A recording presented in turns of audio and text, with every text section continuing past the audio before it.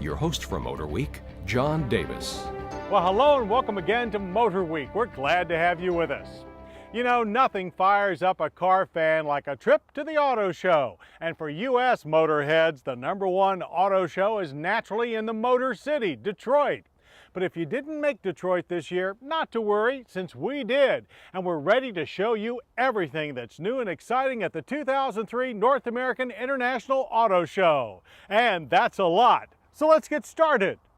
Despite the cold, the heart of the Motor City was hot with excitement as Detroit's 2003 North American International Auto Show shifted into high gear for the biggest tidal wave of all new concept and production cars and trucks we've ever seen. The biggest rumble came from the wave of exhaust expelled by the Dodge Tomahawk, a four-wheel motorcycle concept that was little more than a 500 horsepower Viper V10 engine with a seat and handlebars. With 0 to 60 in 2.5 seconds and a potential of 400 miles per hour, Chrysler might just build this chopper sculpture if their lawyers can be appeased. You would be more likely to catch a wave in this Dodge Kahuna, a canvas-topped woody minivan concept that despite a short exterior has more interior space than a Grand Caravan. Or the return of the Dodge Avenger, a concept four-door sports sedan that hints of the domed rally car styling in store for the next Stratus. It would look great parked next to the Dodge Durango Hemi RT, which when production starts later this year will have a bigger grille, bigger interior, and bigger horsepower from a Hemi V8 than any other midsize SUV. The Detroit throngs also saw the Hemi V8-powered Dodge Magnum SRT-8 Sports Tourer concept showed earlier at the Los Angeles Auto Show.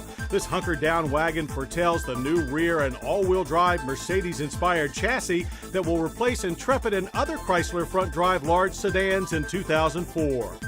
Ford opened the corral on a herd of concept models from its global brands. But no steed got more attention than the 400-horsepower Mustang GT concept.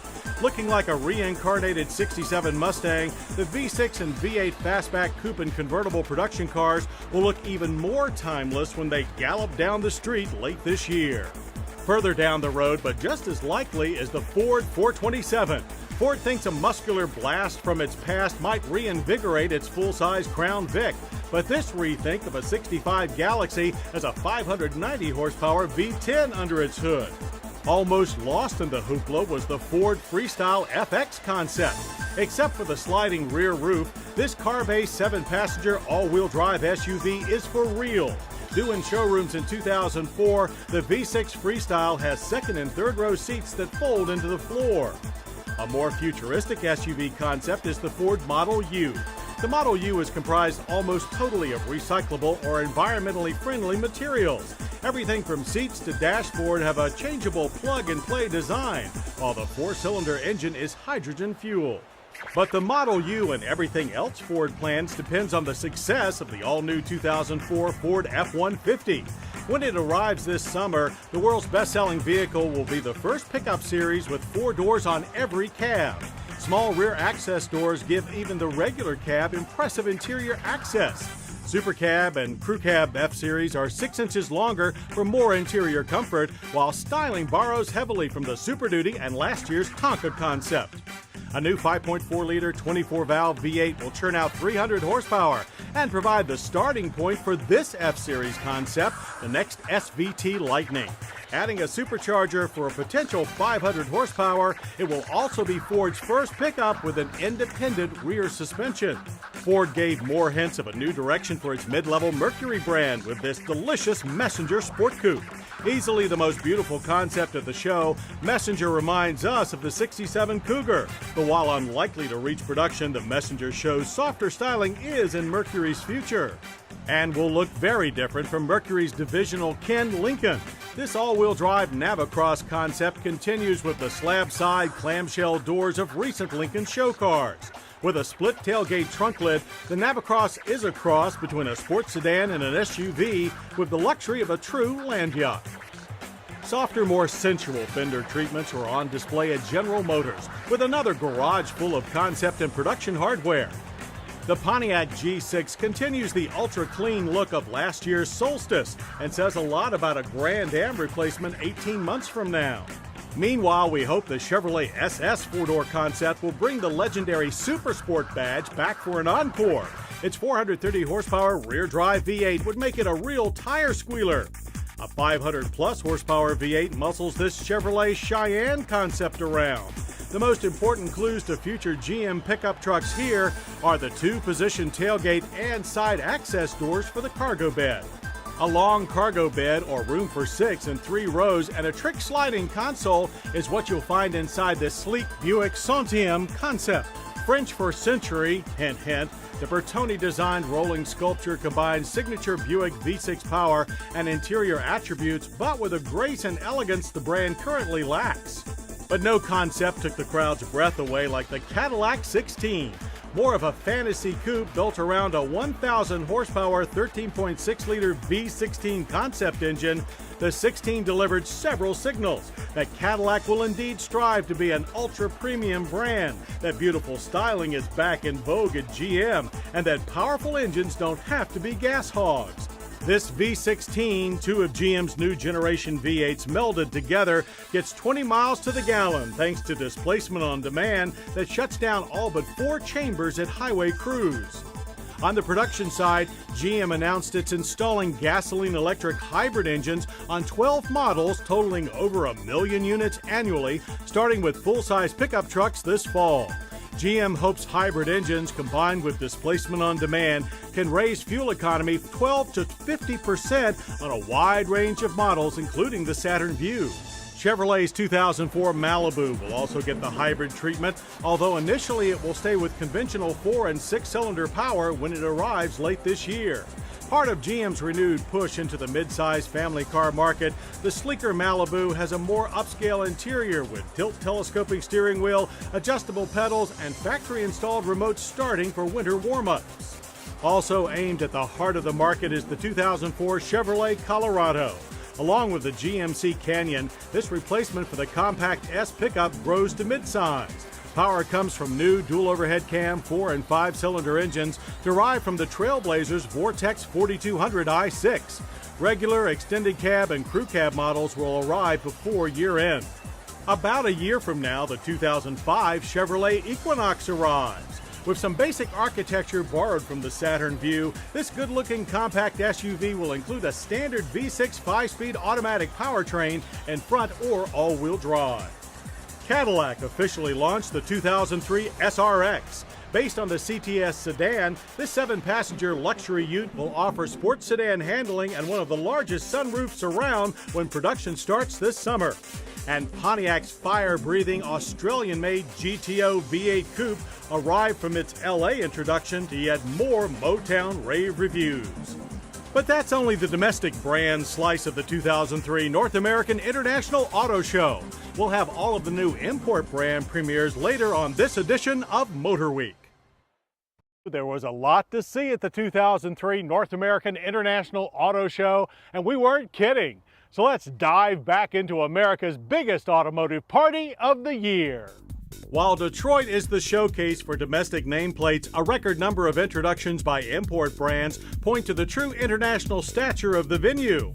That was evident from the first event of the press days with the pick of the 2003 North American Car and Truck of the Year Awards. Both winners are from abroad, with the Volvo XC90 taking the truck honors to Sweden, while the BMW-designed British-built Mini Cooper drove off with the car award. More than ever, the European and Asian automakers are making it clear they want their slice of the intense American market and are willing to design vehicles just for us and build them here too, like this all-new Nissan Titan. This full-size king cab and crew cab pickup will be built in Canton, Mississippi. Titan sales begin in December with a 300-plus horsepower 5.6-liter V8 and a 9,400-pound towing capacity. Novel features include king cab rear access doors that open almost 180 degrees, a spray-in bed liner, adjustable bed cargo rails, and a bedside storage compartment. Nissan also formally introduced the new rear-wheel drive 260 horsepower 2003 Maxima sports sedan, plus the most stylish and largest front or all-wheel drive minivan yet, the 2004 Nissan Quest. Nissan's Infiniti brand introduced the new FX45 and FX35 premium sport utes. Dubbed the Bionic Cheetah for its pouncing stance, the G35-based all-wheel drive FX goes on sale in late January. The Infiniti Triumph is an all-wheel drive G35-based concept designed to test public reactions to a tall roof sport coupe with gull-wing doors. With a rising share of the U.S. market, Toyota had a laundry list of introductions and announcements. The long-awaited second-generation 8-passenger Sienna minivan is here.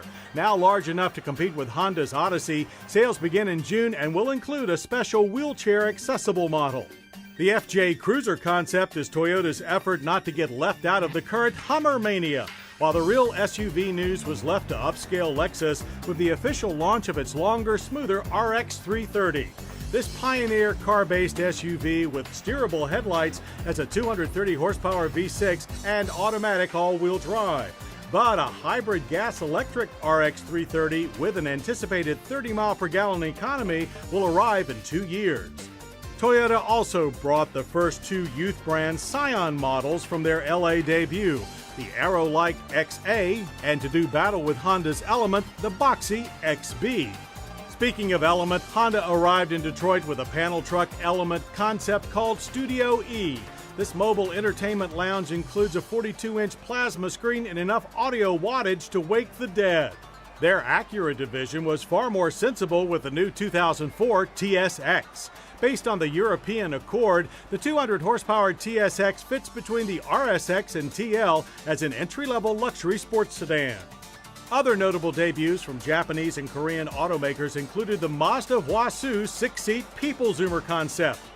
This open-air Mitsubishi Tarmac Spider is perhaps a hint of the next Eclipse. Mitsubishi also launched their new midsize Endeavor SUV at the show.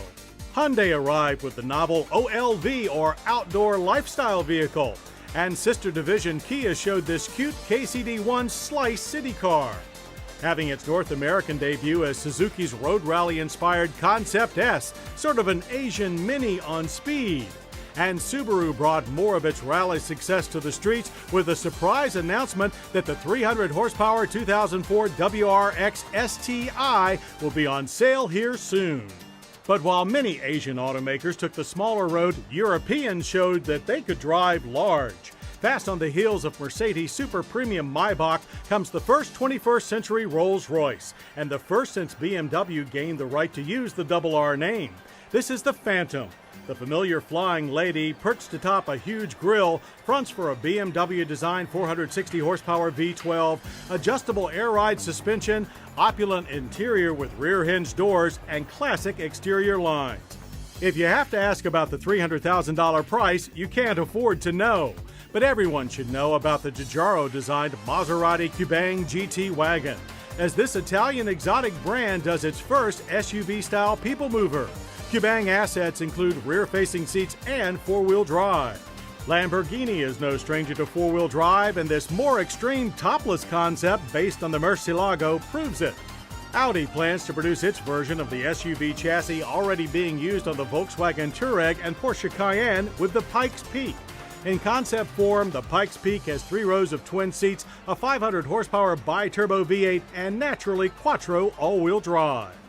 While rear drive and only 2 seats are just fine for the delicious and more affordable, mostly aluminum Aston Martin AM V8 Vantage. It will be the brand's 3rd and highest volume car when it arrives in 2005. Long known for its sports sedans, BMW is now increasingly gaining favor for its sport utility vehicles. Following the successful X5, BMW is testing the waters for a smaller 3 Series SUV with this X-Activity concept. Sturdy roof rails eliminate side window pillars, and with a convertible roof allow for an eyeglass frame appearance. It's fresh ideas like the X-Activity that keep SUVs from becoming mundane. Mercedes-Benz made it clear their people-moving approach will continue to include station wagons with the introduction of the E-Class wagon. Along with all the impressive features of the sedan, the wagon adds a hydraulically controlled load floor that moves in and out for easy access. Plus, when it goes on sale this fall, optional all-wheel drive will keep the E-Wagon and all other Mercedes sedans in the States from spinning their wheels. And our heads are spinning as we think about everything new at the 2003 North American International Auto Show. But we'll be back for more next year.